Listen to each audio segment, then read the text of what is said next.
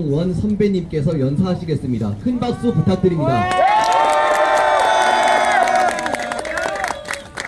안녕하십니까. 저는 한유종 음악원 작곡과 13학번 졸업생 강영원입니다. 저는 무언가를 내세울 만한 위치나 커리어를 가진 사람은 아니지만 저 또한 반평생 오선지와 피아노 건반 앞에서 스스로와의 싸움만을 해왔습니다. 그리고 앞으로도 저는 조화롭고 아름다운 소리를 추구하며 음악을 통해서 청중들에게 선한 메시지를 전하고 소통하면서 살 것입니다. 그런 우리가 청년 예술인으로서 이 자리에 서서 목소리를 내는 이유는 우리의 삶과 작품이 시대의 영향을 받고 또한 영향을 끼치기 때문입니다. 맞습니다. 우리가 예술가로서 경계해야 할 것은 눈으로 보이는 현상 너머에 있는 본질을 꿰뚫어보지 못하는 것입니다. 맞습니다. 윤석열 대통령이 이번 비상계엄을 통해 국민에게 알리고자 했던 것은 분명 과거의 계엄과는 다릅니다. 맞습니다. 헌법상 독립기관이라는 이유로 감사를 거부하고 보안점수 31.5점이 나와도 조사에 응하지 않는 선관위를 감시하고 견제할 유일한 마지막 수단으로서 비상계엄을 선포했기 때문입니다. 맞습니다. 국민 주권인 선거를 주관하는 선관위의 부정부패를 드러내어 국민들이 위기의식을 가지고 우리의 소중한 한 표, 자유와 주권을 지켜야 한다고 호소한 것입니다. 맞습니다.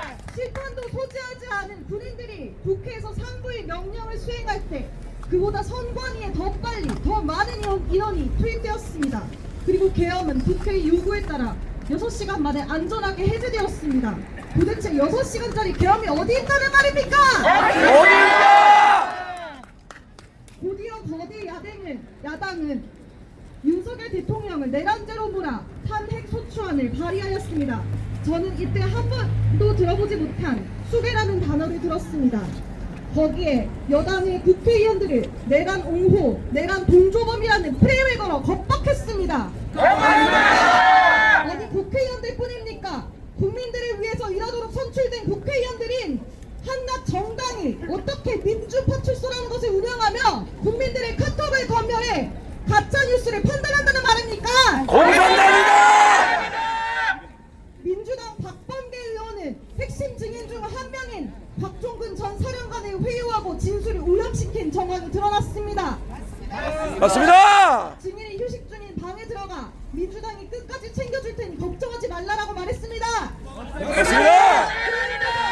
그래놓고서 민주당이 소개시켜준 박종근 전 사령관의 변호사들은 하나같이 자수서 작성 및 제출 후 3명이나 연달아 사임하며 줄행랑을 쳤습니다. 맞습니다. 김현태 단장은 진술 중 마치 저희를 이용해 폭동을 일으키려는 그런 느낌을 받았다고 말했습니다.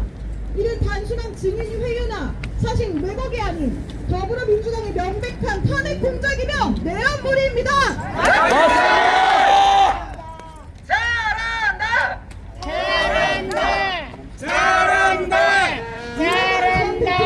더불어민주당 국회의원은 165명 중 68명이 전과자라고 말했습니다.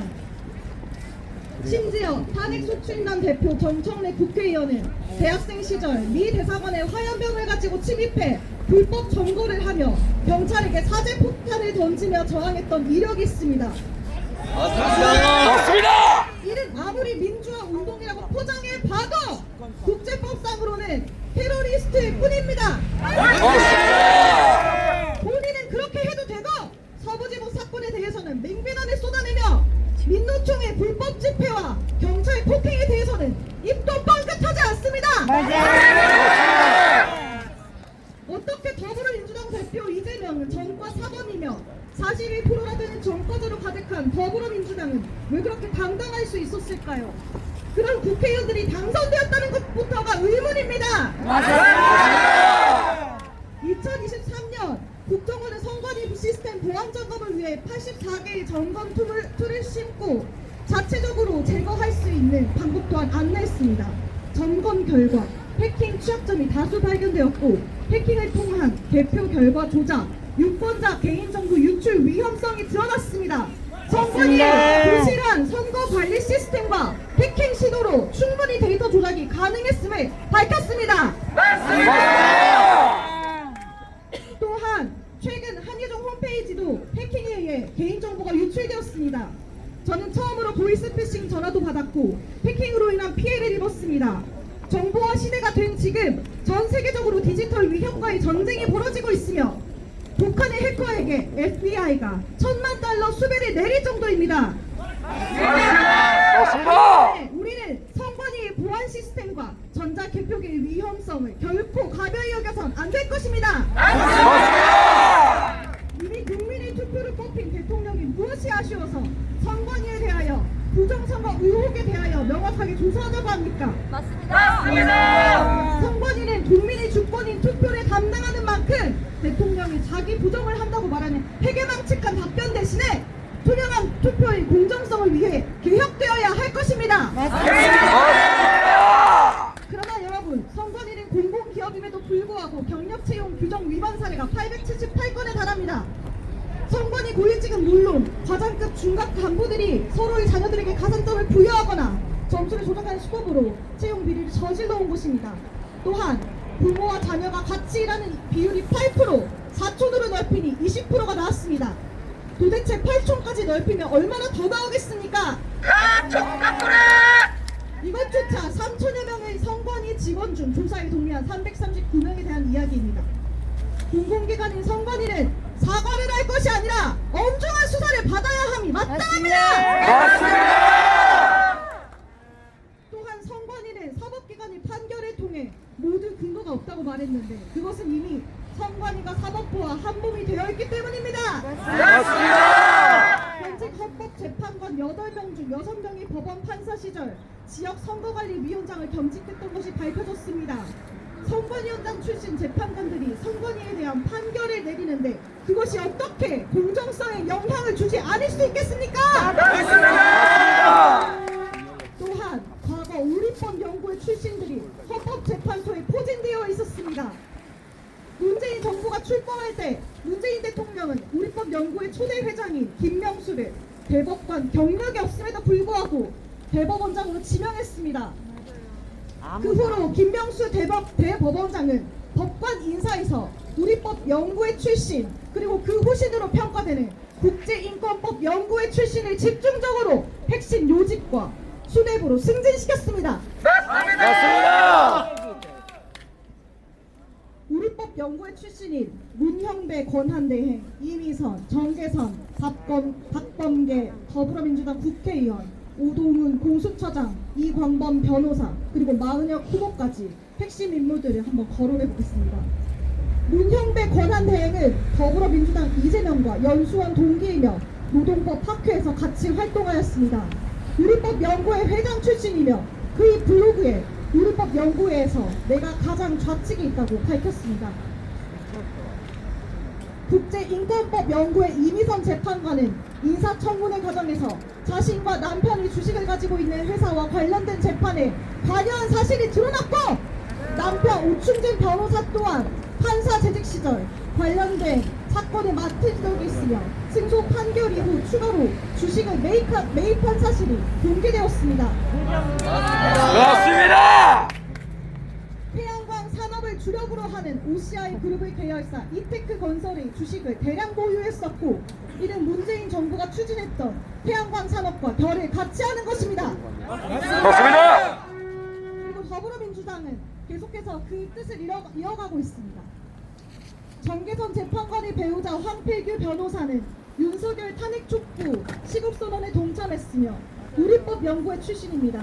그는 공익인권법 재단 공감의 변호사로 활동하고 있는데 해당 재단 법인의 이사장이 국회 탄핵소추 대리인당 공동대표인 김희수 변호사입니다. 김희수 변호사는 유일하게 국가이적단체로 규정되어 해산된 통합 진보당의 해산 시에 유일하게 반대 의견을 냈던 사람입니다. 맞습니다. 정정리 재판관은 김명수 전 대법원장이 지명한 인물입니다.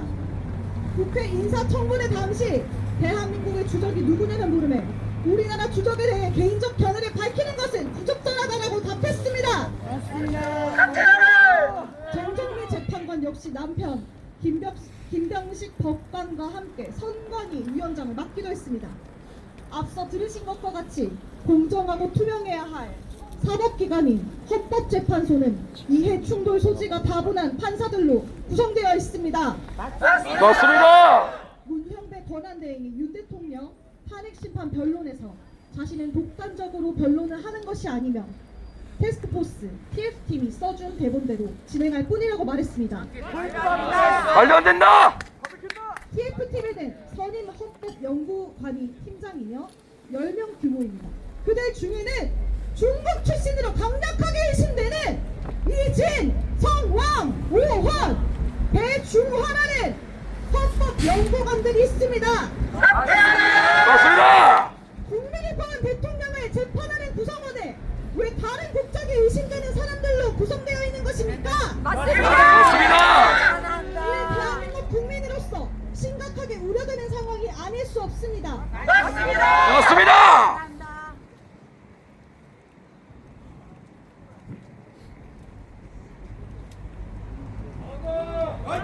잘한다. 잘한다. 잘한다.